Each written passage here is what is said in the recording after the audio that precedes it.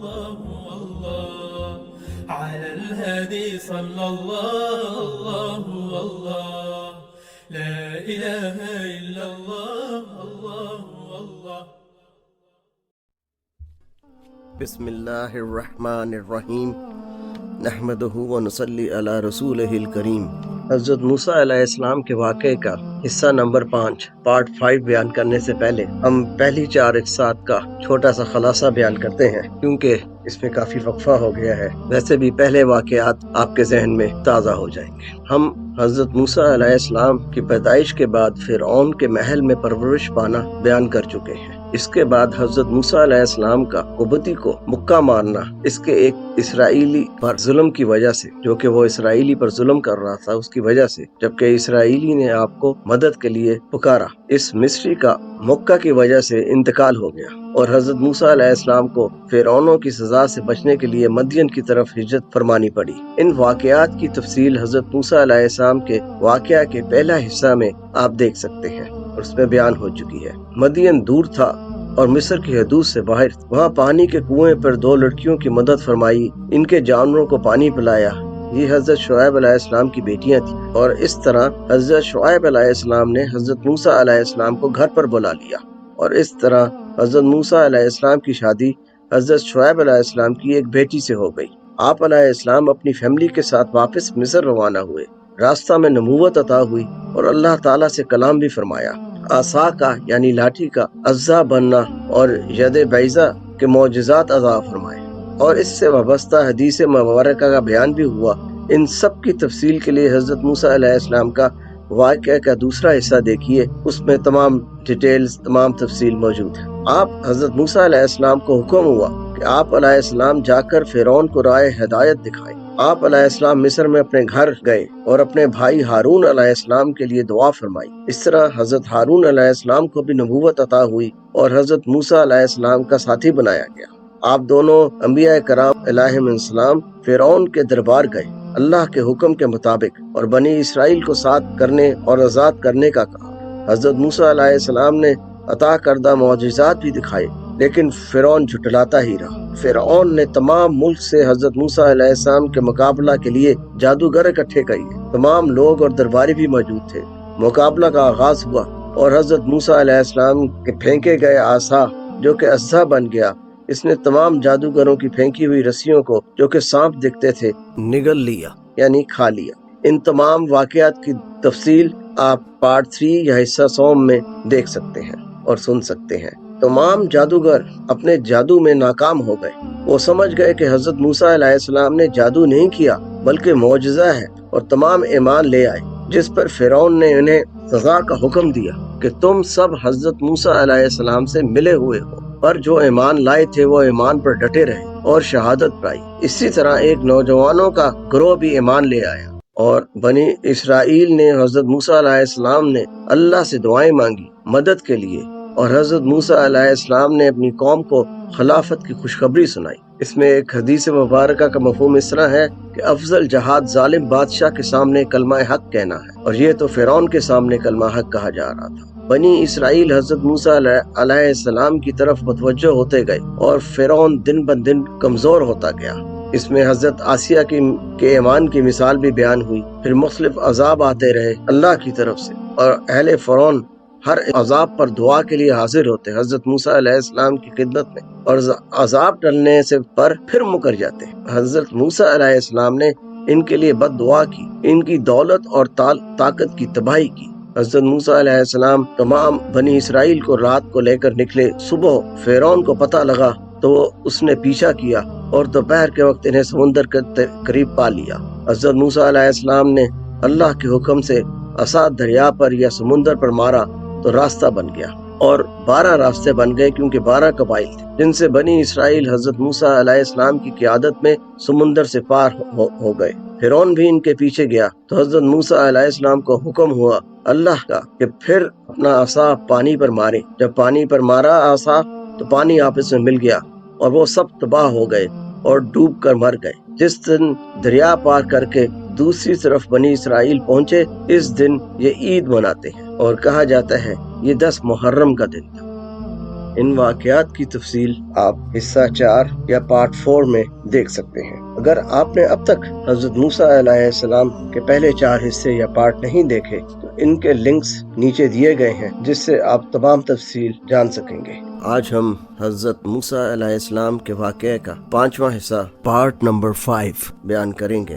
جب حضرت موسیٰ علیہ السلام اس دریا کے پار ہو گئے تو اپنے تمام ساتھیوں یعنی بنی اسرائیل کے ساتھ، تو فرعون بھی خوف کے باوجود، یعنی کہ اسے خوف تھا اس راستے میں جانے کے، لیکن اس کے باوجود اپنے لشکر سمیت خوش راستہ میں داخل ہو گیا۔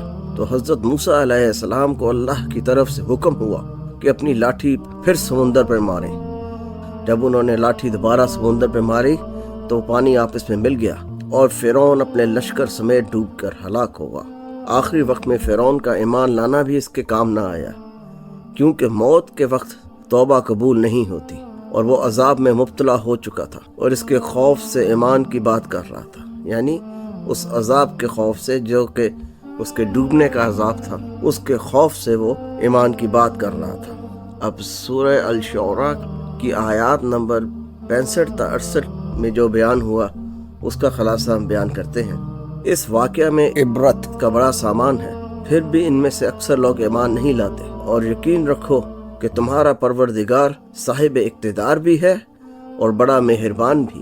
ایک حدیث مبارکہ کا مفہوم اس طرح ہے، ہمارے پیارے اور آخری نبی حضرت محمد صلی اللہ علیہ وآلہ وسلم نے فرمایا کہ جبرائیل علیہ السلام نے مجھے کہا جب فرعون نے کہا میں ایمان لے آیا کہ کوئی معبود برحق نہیں مگر وہ جس کے ساتھ بنی اسرائیل ایمان لائے ہیں، تو کاش آپ صلی اللہ علیہ وآلہ وسلم دیکھتے جب میں نے سمندر کی مٹی فرعون کے منہ میں ڈالی تھی کہ کہیں اللہ کی رحمت اس کے شامل حال یعنی اس کے ساتھ نہ ہو جائے۔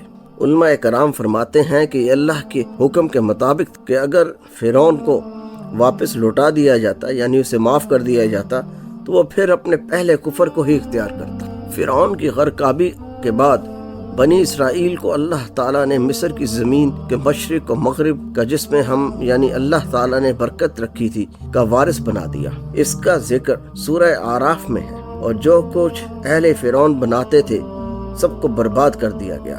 اللہ تعالیٰ فرماتے ہیں کہ اس لیے بنی اسرائیل کو اتنا عطا فرمایا کہ انہوں نے صبر سے کام لیا۔ جب یہ لوگ دریا کے پار ہوئے تو خواتین نے دف بجا کر خوشی کا اظہار کیا۔ حضرت موسیٰ علیہ السلام نے اپنی قوم سے فرمایا کہ اللہ تعالیٰ فرماتا ہے کہ وہ میں ہوں، یعنی اللہ جس نے تم کو اس زبردست فتنہ سے نجات دلائی، سو میرا شکر ادا کرو اور میری بندگی کرو۔ اب دریا پار کر کے یہ ایک ایسی جگہ پہنچے جہاں لوگ بت بنا کر پوجتے تھے۔ بنی اسرائیل نے حضرت موسیٰ علیہ السلام سے کہا کہ ہمیں بھی ایک ایسا معبود بنا دیں۔ حضرت موسیٰ علیہ السلام نے فرمایا تم بڑے ہی جاہل لوگ ہو، جو کام یہ لوگ کر رہے ہیں یہ برباد ہونے والا ہے، یعنی بربادی کا کام ہے اور سب باطل ہے۔ اور یہ بھی فرمایا کہ کیا میں تمہارے لیے اللہ کے علاوہ کوئی معبود تلاش کروں، جبکہ اللہ نے تمہیں تمام جہاں وانوں پر فضیلت دی ہے۔ اللہ فرماتا ہے کہ وہ وقت یاد کرو جب تم کو فرعون سے نجات دی، وہ تمہارے بیٹوں کو قتل کرتے تھے اور بیٹیوں کو زندہ چھوڑ دیتے تھے، تم پر بڑا ظلم کرتے تھے، اور اس سب میں تمہارے لیے بڑی آزمائش تھی۔ بنی اسرائیل تقریباً 450 سال غلامی میں گزار چکے تھے، فرعون کی غلامی میں 450 سال، اس طرح کہ فرعون کے بعد جو بھی تخت پہ بیٹھتا اسے بھی فرعون ہی کہا جاتا۔ اہل کتاب کے مطابق اس مہینے کو سال کا پہلا مہینہ یا آغاز قرار دیا گیا اللہ کی طرف سے، اور انہوں نے بکری کے بچے کی قربانی کا بھی کہا گیا، یعنی اللہ کی طرف سے انہیں کہا گیا کہ بکری کے بچے کو قربان کیا جائے، اور اگر کوئی اکیلے کرنے کی استطاعت نہیں رکھتا تو 2 مل کر قربانی کر لیں۔ اس کا گوشت گھروں میں کھانے اور گھروں سے باہر نہ لے جانے کا حکم بھی ہوا، اور اگر گوشت اگلی صبح تک بچ جائے تو اسے جلانے کا بھی حکم ہوا، اور یہ بھی حکم ہوا کہ یہ قربانی مہینے کی 14 تاریخ کو کی جائے، اور اسی دن کو عید کا دن بھی قرار دیا گیا۔ گوشت کو پکانے کا حکم نہ تھا بلکہ بھون کر کھانا تھا، اور کھڑے کھڑے جلدی سے کھا لیں اور سری پائے اور اوجڑی بھی کھائیں۔ غرض کافی شرائط عائد کی گئی تھی اللہ کی طرف سے، اور یہ بھی حکم ہوا کہ اسے آٹے کی روٹی سے کھائیں جو خمیر سے نہ بنی ہو، 7 دن کھانے کا حکم ہوا۔ اہل کتاب یہ بھی کہتے ہیں کہ اللہ نے اس دن قبطیوں کی کمواری اولاد اور جانوروں کو ہلاک کر دیا تاکہ بنی اسرائیل ان کی طرف متوجہ نہ ہو۔ بنی اسرائیل کی تعداد اس وقت تقریباً 6 لاکھ بتائی جاتی ہے۔ یہ بھی کہا جاتا ہے جب بنی اسرائیل نکلے تو مصری اپنی اولاد اور جانوروں کی ہلاکت پر آہوازاری کر رہے تھے۔ بنی اسرائیل مصر میں 430 سال رہے۔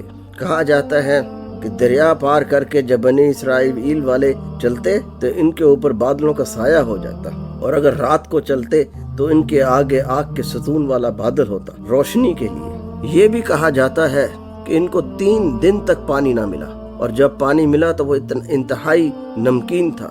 اللہ نے حضرت موسیٰ علیہ السلام کو حکم فرمایا کہ ایک لکڑی پکڑ کر پانی میں رکھیں۔ جب حضرت موسیٰ علیہ السلام نے پانی میں لکڑی رکھی تو پانی میٹھا ہو گیا اور پینے کے قابل ہو گیا۔ یہ سینا کا علاقہ تھا، گرم علاقہ تھا اور صحرا بھی تھا۔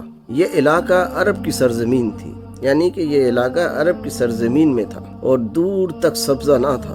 قوم گھبراہٹ کا شکار ہو گئی۔ حضرت موسیٰ علیہ السلام کو حکم ہوا کہ لاٹھی چٹان پر ماریں۔ جب لاٹھی ماری تو چٹان میں سے 12 چشمے نکل آئے، کیونکہ بنی اسرائیل کو اللہ نے 12 قبائل میں بانٹ دیا تھا۔ اس طرح ہر قبیلے نے اپنا اپنا چشمہ پانی کی ضرورت کے لیے مقرر کیا، نہ صرف اپنی ضرورت کے لیے بلکہ جانوروں کے پانی پینے کی ضرورت کے لیے بھی۔